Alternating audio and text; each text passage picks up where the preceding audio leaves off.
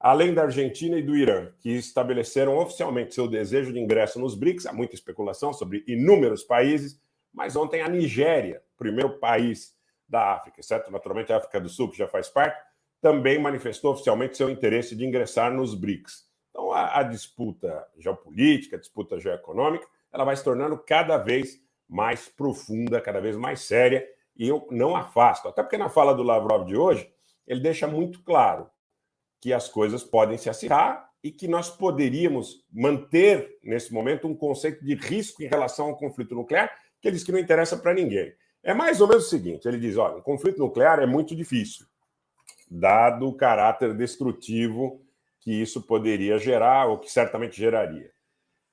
Mas a gente não pode perder o controle. E eu acredito que o contexto, o conceito hoje, é muito preocupante, viu, gente? É muito preocupante. A gente está caminhando para uma situação, talvez por erros. Alguns acham que é uma coisa premeditada de alguns setores aí, imperialistas, globalistas, de alguns setores, inclusive com, eventualmente, conceitos não malthusianos, tá?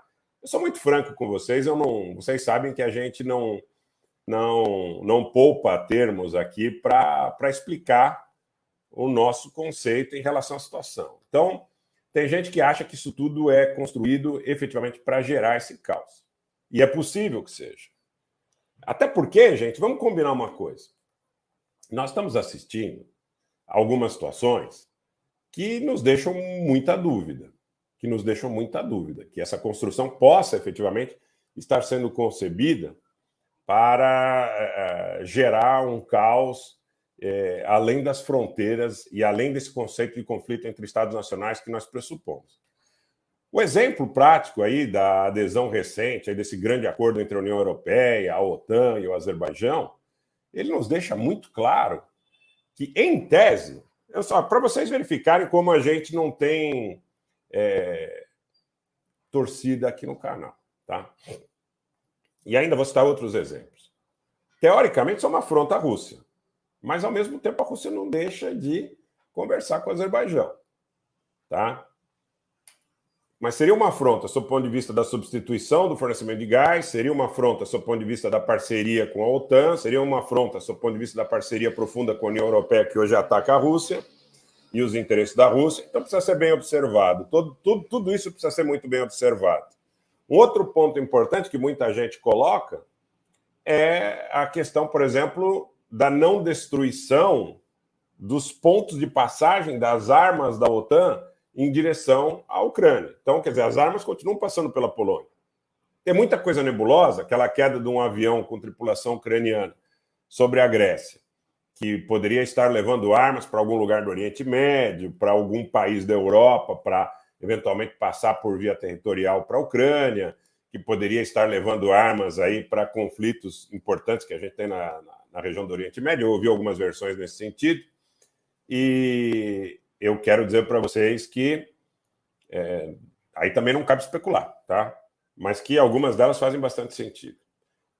Por exemplo, por que não destruir ou por que não bloquear as passagens entre o território da Polônia e da Ucrânia?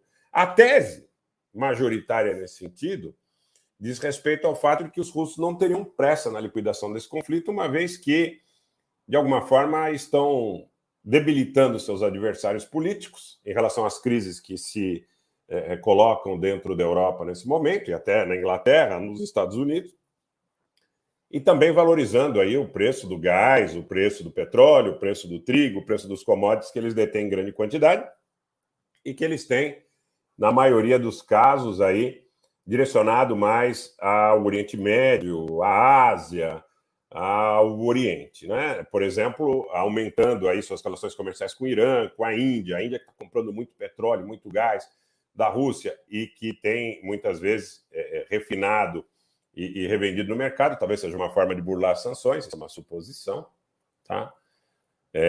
Eu acho que hoje as sanções elas fazem mais mal a quem sanciona do que ao sancionado. É como se o feitiço virasse contra o feiticeiro. Isso se nós não imaginarmos, de novo, vou reiterar, que essa ação seja uma ação premeditada de lobistas, de globalistas, de imperialistas, que tenham por objetivo criar a desestabilização que sejam adeptos de um neomalthusianismo. Isso não é teoria da conspiração, não, gente. Olha, ouvindo o que a gente ouve aqui no dia a dia, e a gente procura fazer um filtro muito rigoroso de tudo que a gente ouve. Eu disse para quem está me acompanhando há mais tempo, sabe, até que logo que a gente começou a cobrir esse tipo de situação, que a gente recebe muita informação de várias fontes. E com um jornalista experiente, a quem eu respeito muito, naturalmente não vou citar o nome, ele dizia o seguinte: olha, Anitta Blian, você toma muito cuidado com o púlpito de onde partem essas informações. Tá? Então, ouvindo lá e cá, ouvindo um e outro, eu tenho a impressão ainda que lobistas que têm um pouco interesse na preservação dos estados nacionais ou dos interesses nacionais, dos passaportes que carregam, estejam envolvidos aí na construção desse caos. Tá? Então, muita coisa que a gente pode supor aqui. Eu não vou ficar especulando coisas, achismos, tá?